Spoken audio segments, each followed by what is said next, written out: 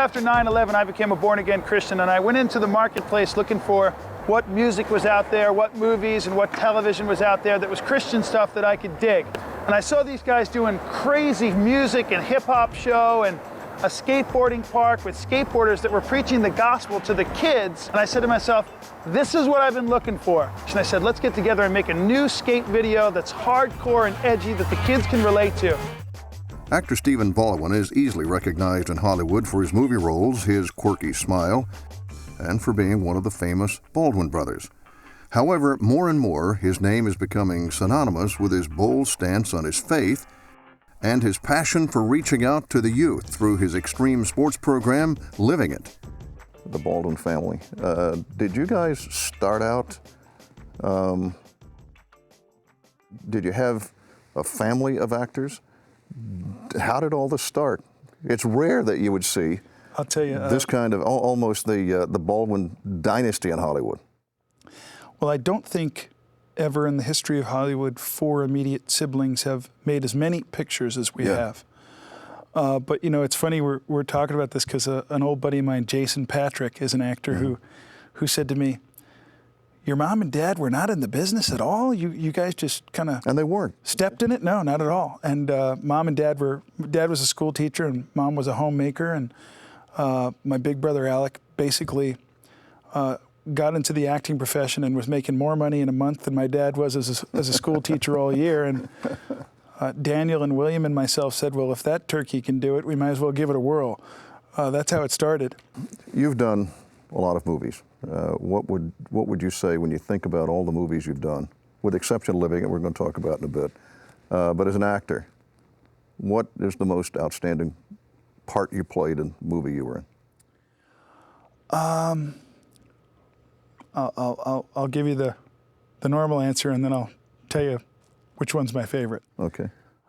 I've been blessed because of every one of the movies I ever made. I never took a part for any other reason than, am I going to have fun, and is it going to challenge me artistically? So in that respect, I love them all. There have been some that have stood out more than others in the experience. And you've played some pretty good characters in terms of the good guys, but you played some pretty bad roles. Well, in terms of the bad guy. I'm talented. not that there's any typecasting involved at all. But my favorite was the Flintstones. Was it really? I'm kind of giving away my sensibility here and my personality, but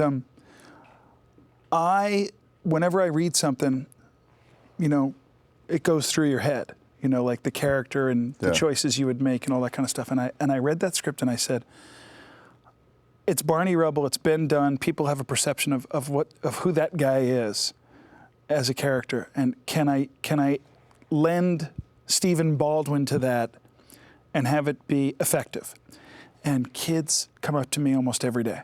They get a big kick out of it. They think it's a lot of fun. And they ask me every day, will you do the laugh? Do the laugh. Do that laugh. Really?